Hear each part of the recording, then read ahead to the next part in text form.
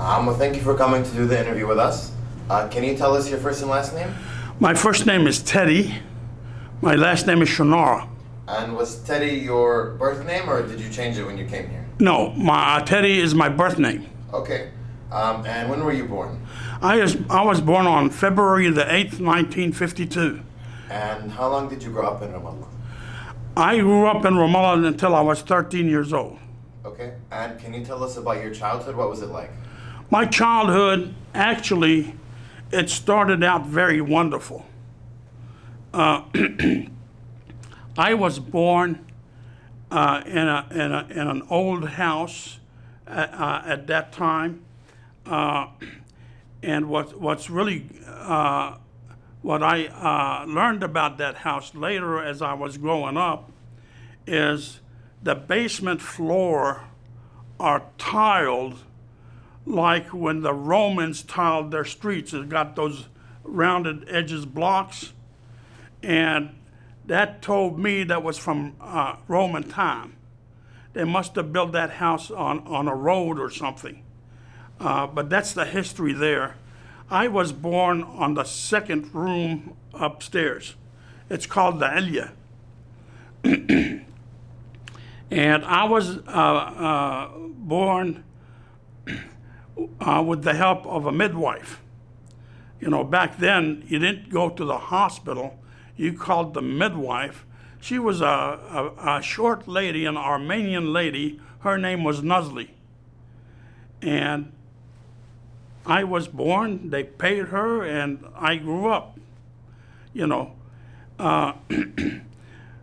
at 4 years old, I remember my dad doing the Shunnarah for me.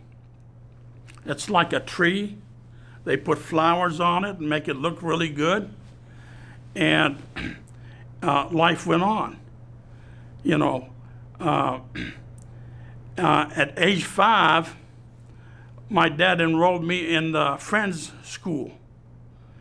And that's where they gave me the polio vaccine, and that turned the other way on me.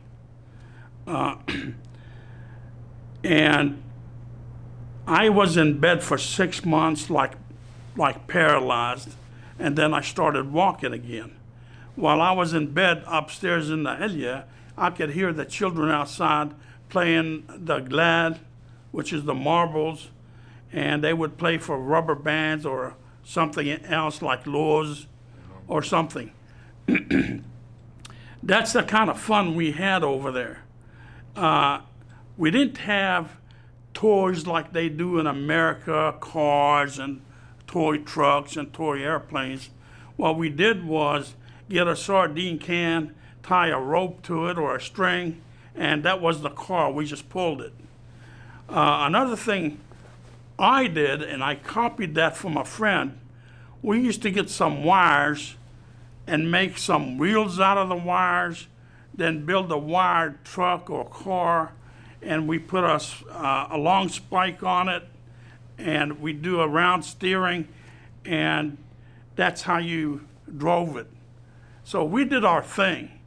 One thing that I was good at is I was able and very intelligent about building the Arabic kite, the round kite with the tail. I was good with that, and I did that for a lot of people that wanted it.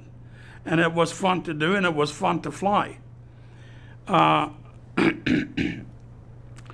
than the hardship with the polio, and it left me with the foot drops, life in Ramallah was very good for me, even though it was very hard, and it was the type of life you would have had in the first century Palestine. We did not have piped water. We did not have piped gas. We had well water or rainwater. And I remember my mom, like most of the other women in Ramallah, they might have to go to some relative's well or some neighbor's well to get water. And they used to put this wrap on their head, and they would carry that 5-gallon bucket on their head like it was nothing. I don't know how they really did it. I mean, it was awesome. But they did it. And that's what these women had to go through to bring water to the house, because we didn't have it piped in. The water piping came in just right before I left, but we still did not have it in our house.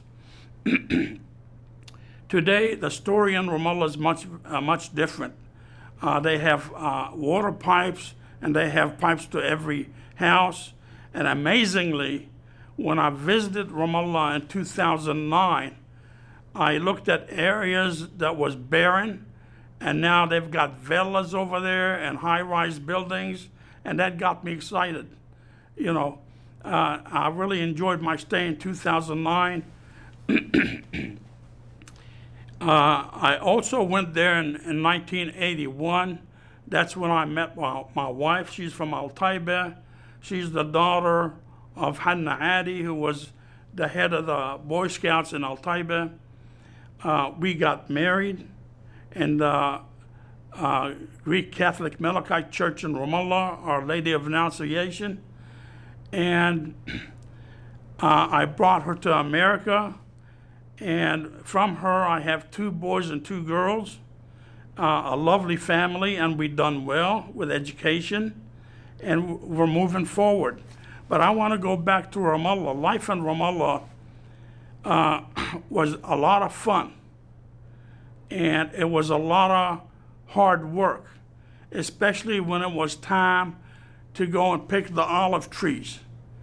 And we had these bags, we called them Akyas Abu Khat Ahmar. These bags have a red ribbon coming down the center of them. And they're tall bags, and they're big bags. And a boy my age, once you fill that bag, you can't lift it. It's probably about the size of you then. Yeah. And what I did is I had a lot of Muslim friends that would go from Ramallah to Ain Kenya, and from Ain Kenya to Ramallah with their horses or their donkeys. And I would go to the street, knowing these people, I would say, hey, can you bag these up for me and take them to and Abu Dihu. Abu Dihu had the olive press, and the olive press was made out of the Crusader wheels. The wheels are made out of stone. Dardihu put a shaft in it, and they build around it like a concrete 3 feet, and they had and it's kind of tilted to where when it presses the olive leaks and comes out and goes to get processed. It was not a simple thing to do, because they had to have a mule to turn the shaft and to turn the wheels to press the olives. And that's the way it was done back then. I'm sure nowadays a lot of people have the modern presses, and that comes with expansion and knowledge. But back then, I lived in a time where things were hard, but they were really good. We enjoyed doing what we did. We didn't think about the hardship, we just did it. Back then in Ramallah, we weren't thinking about wanting to have $1 million or $1 billion. We were very content with the life we had there. It was a really fun time when the grapes came through for picking. It was a fun time when we picked the figs, and I could tell you some of the figs would fill the palm of your hand. I've experienced that. And it was fun picking the fresh yellow and red barkuk. It was fun picking the peaches and the limes and the lemons and the navel oranges, where you could smell them. And I'm not kidding about this. You could smell these oranges from down the street, and they had this really nice smell to them. It was wonderful. One thing we had in Ramallah for leisure, and where a lot of the boys played, was called the Muntaza. And that was across the street from City Hall, the new City Hall. And we went there for leisure time, for play. We didn't have to pay to go in. We just went in there and played and enjoyed the people that was there. And when we got tired, we went home, of course, like everybody else. I made a lot of friends in all the communities there, and I still have a lot of Christian friends over there, and obviously a lot of Muslim friends over there that are really supportive to the Christians. I remember when I used to go to Atin with Siti Miriam, Allah yarhamha, we brought her to Louisville, and she rested in peace in Louisville. I used to go with her at Atin, and she used to stop at this certain area and call to this Muslim woman, and the Muslim woman knew that we needed water and stuff like that, and they would bring it to us. And my grandmother gave them the rights that they could pick the olive trees when they wanted to, and so they could, it's like a friendship exchange, supporting each other. And that was a wonderful thing. And Ramallah for me was a lot of fun. The people there was fun. I used to know most everybody. I knew a lot of people. I had a lot of children friends.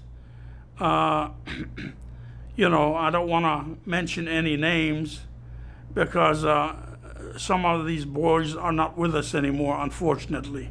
They came to America and they're just gone. You know, and that's a sad thing when you have best friends like that. They're just not here anymore. They're with God, you know. But in a way, to get away from that, Ramallah was a lot of fun for me. We had bicycling over there, and we did that a lot. We used to go على الجبل فوق المسيون, and we used to watch the Jordanian army play football at the foothill of that area. And that was interesting. You know, you didn't pay for it. You just watched it and enjoyed the game. That was a lot of fun. That's the kind of fun we did. We had cinemas in Ramallah, you know. I did several things right before I came to America, like age 12. I used to sell spearmint gum, and this friend of mine, he made these sugared donuts. I used to sell them. So I kind of supported my way to the movies and other things. And it was a lot of fun. A young entrepreneur. Yes. Yeah. I was really active. Now, let me ask you a little bit about your parents. What were your parents' names?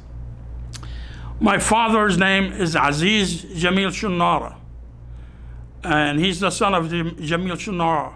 My mother's name is Badi'a. Before marriage, it was Badi'a Shhada Shunnarah. Of course, like the rest of the Ramallah family, they're loving cousins.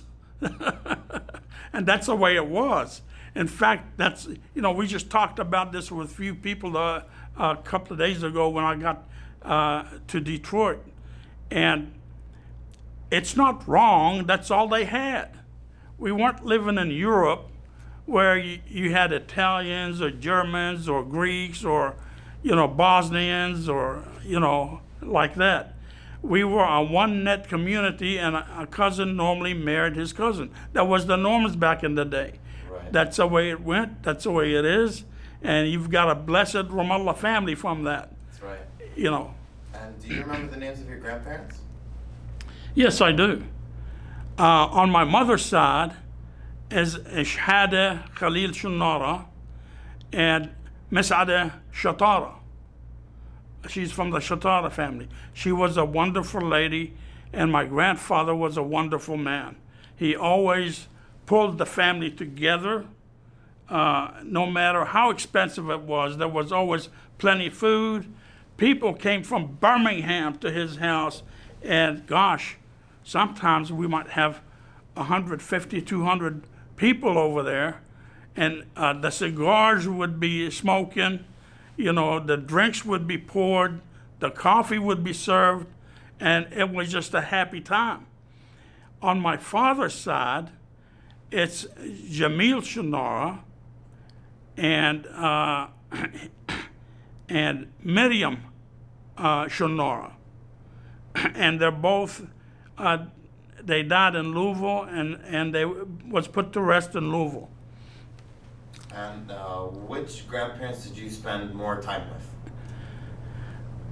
That's a really good question. In Ramallah, I spend a lot of time with Siti Miriam because everybody else was in America, and me and my mother and my brother Suhail and my sisters, we lived with her. So she was there, and she was very kind and a very beautiful woman. Now, I have to explain that I came to America in 1957 for polio treatment.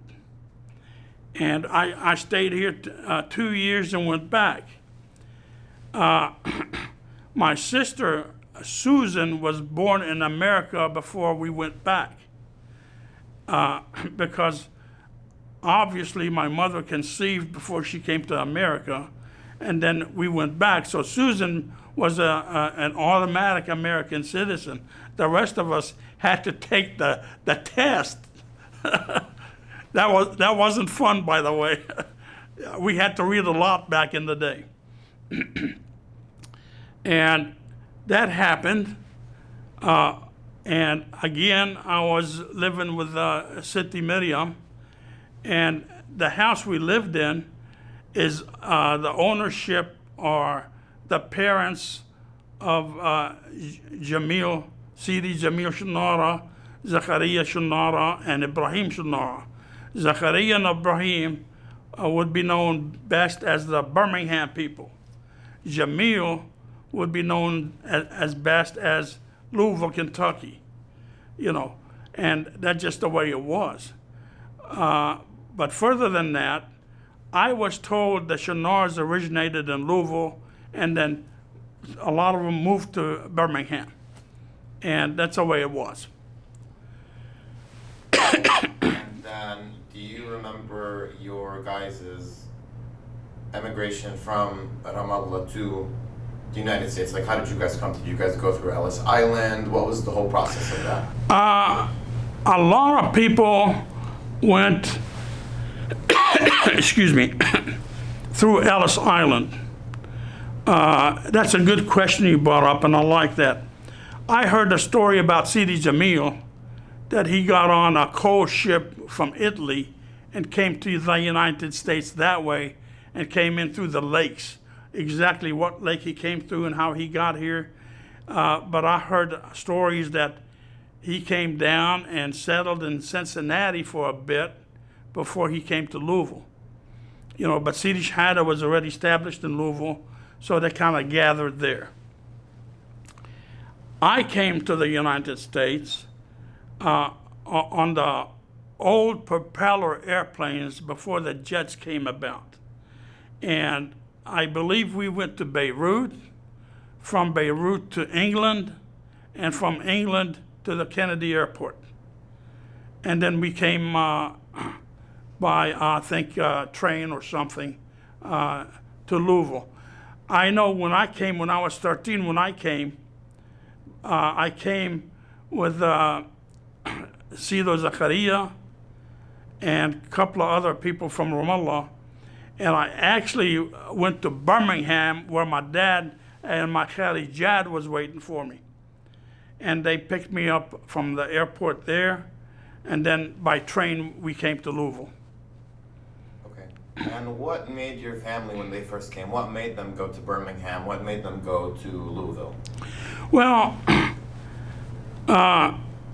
my dad was a professional shoemaker in Ramallah, and he specialized in ladies' shoes with the high nail, if that's what we want to call it, the high heel.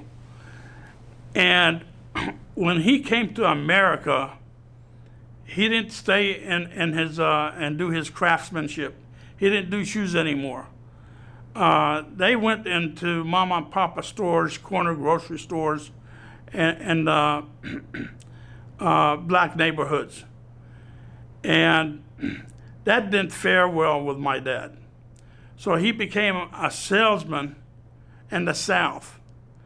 And he would go from Louisville to Birmingham and go with Sido Ibrahim, and they would go what they called the bear. That's what they called it. But it was a salesmanship. They sold clothes and stuff. They went into different towns, and they did well with that. You know, that's what motivated my dad to go from Louisville to Birmingham and back to Louisville. Okay. And then what did you do? Did you have a certain trade? What kind of profession did you have? I grew up in Louisville. I went to elementary school in Louisville, and by the way, because of my polio, going back and forth, coming to the U.S., I was put in kindergarten. Going back to Ramallah, I was placed in kindergarten again. Coming back to the U.S., I was placed in first grade. So I was 3 years behind before I graduated high school. I graduated high school, and in 1974 and 75, I went to college. It's called JCC, Jefferson Community College. At the same time, I helped my dad with his store. And my motivation, I didn't know exactly what I wanted to do then, and a lot of people have that problem. I was always thinking of taking up law for some reason. But then after learning a little bit about it, I decided I didn't want to do that. Later in life, after I got my 28 hours at Jefferson Community College, I also worked at that time in '69. I worked for McDonald's. I remember having to get a work permit to do that. And I did that, helped my dad with the grocery store, and went to college. I quit McDonald's in 74. And I went doing other things, and I made better money cutting grass. I found out that that was a better trade for me to do because it was profitable. And then I did things, and in 1981, I worked for General Electric. In 1978. I want to take that to 1978. I got hired to work for General Electric in the foundry. And I did several jobs at the foundry. The last job I ended up with was the molar operation. These are machines where they mix the sand and bond together to make the cubes so they could pour in. The foundry was a hot place to work. I remember one time, and they have showers over there, and they require you to take a shower every 2 hours because it's so hot. I remember one time I just didn't take that last shower, and when I went home, I knocked on my house door so my parents could open up. My mom answered the door. She opened the glass thingy and looked, and she closed it. The door didn't open. I knocked again. She opened the glass door, and she looked. She closed it. The door didn't open. I said, "What's wrong?" And later, when she finally opened the door, I learned that because I didn't take a shower and all the soot was on my face, she didn't recognize me. And I laughed and laughed and laughed at that. And she laughed as well. That's funny. That was funny. And I want to ask you, so growing up in Ramallah versus growing up in the United States, which did you prefer? Do you wish you would have stayed growing up in Ramallah, or what do you think about that? I would rather have my dad stayed in Ramallah, kept his businesses flowing, and us staying in Ramallah.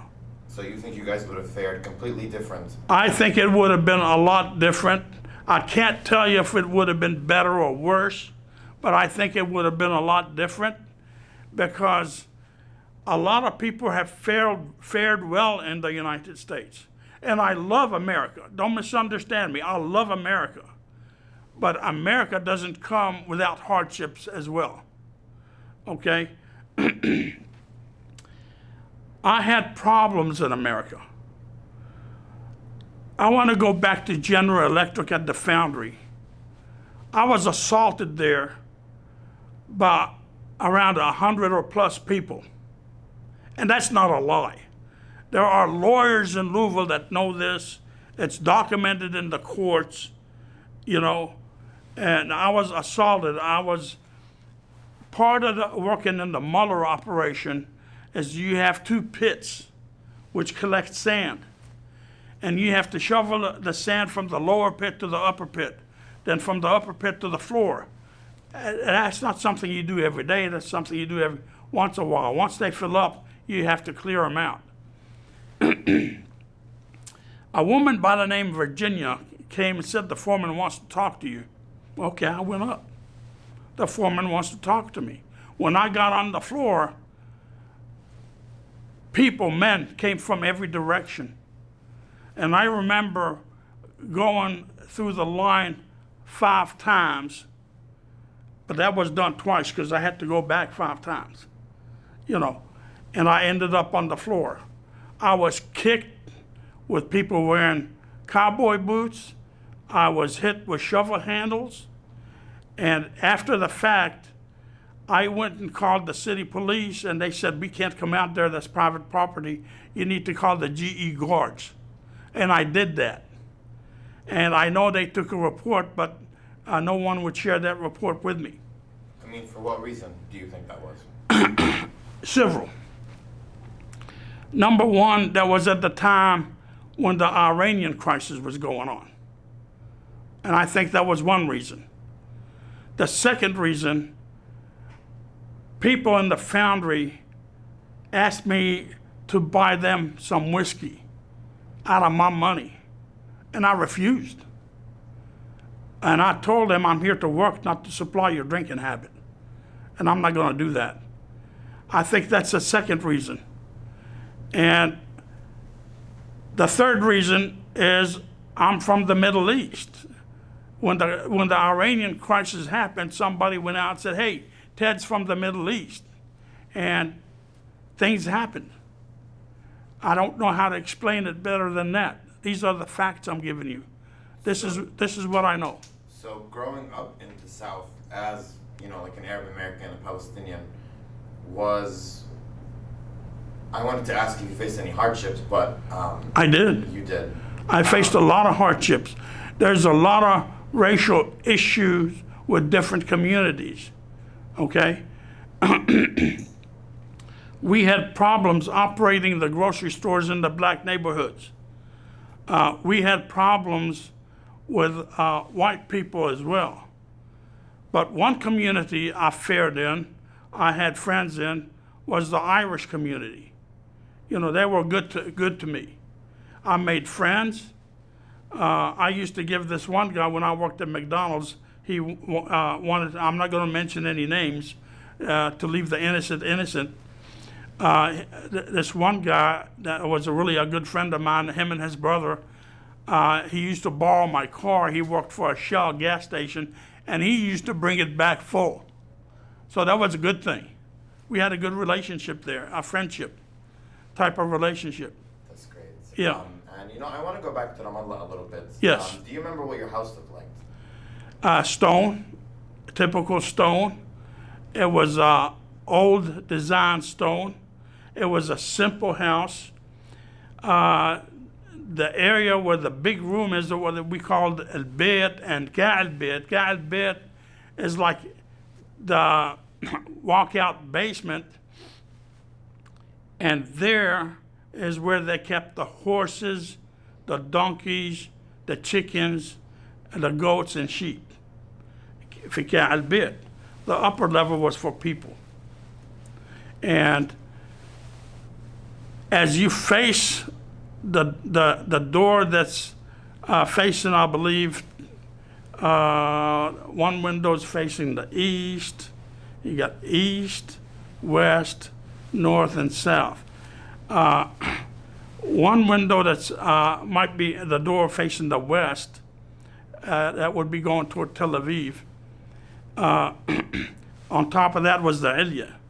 We had an outside stairwell that goes upstairs. And that's pretty much what the house looked like. It was simple. I do know that my dad, with his cousin Elias Shunnarah, he was an electrician. He put electricity in that house. That's wonderful. And I'm trying to word the question correctly. I'm sorry. Hey, you're fine. What was the name of the area in Ramallah that you lived in? That's a good question. Harat Dar Jirius, Uhosh Dar Shunnarah. So that's in the old city. That's in the very old city. Harat Dar Jirius. Yeah. You had Hosh Dar Shunnarah, obviously where the Shunnarahs lived. Hanna al-Isis, as you walk to my house, on the left is a house that was for Hanna al-Isis. Before, out in the open area where you face the buildings, Dara Tawil lived there. Faraj Tawil was one of my best friends. May he rest in peace. He went to rest in Texas. And to the left side of that were the Salama's house. Okay. I know Munir Salama and his brother lived in Jacksonville, and I just heard today that they were put to rest. Okay. These were really good friends of mine, and when you go through stuff like this, it kind of makes you feel like, like you're stripped. You're being stripped from the people you grew up with, the people you loved. And they were there, and they're just not there anymore. That's very sad. Right. I want to ask you, if you could give a piece of advice to the Ramallah youth here in the United States, what would you tell them? Definitely get an education, okay? Because I don't think you could go back to Ramallah from the time where I grew up and deal with it. I don't think you could go through the hardship of having to carry a 5-bucket gallon of water for 5 miles, or have to put that tray of dough on your head, and you have to go to the oven, which is like a building, and it's a room oven like with a chimney in it for the baker to bake your bread. This was very hard on the women, and I want to emphasize this on the young ladies. Get an education. Don't play with your life. You don't have to be really, really serious with it. Just get an education. I know our young youth are very smart. I've met people who became lawyers. I've met people who became doctors. Keep it going. Excel, because that's going to bring a better Ramallah. And one thing I want to share for our youth is get to know each other. Don't be afraid to talk to each other. And I want to say something for the adults. When the youth get together to talk, give them space. Don't tell them you can't talk to this person or you can't talk to that person. We're one family here. And we have to support our family. We have to give it support so it can grow into a bigger and better family. And that's what I have to say. The adults have to, some of us have to really wake up and support the youth. Absolutely. And we'll leave it on that. I just wanted to thank you for this. You did a fantastic job, and it was such a pleasure listening to you. Thank you.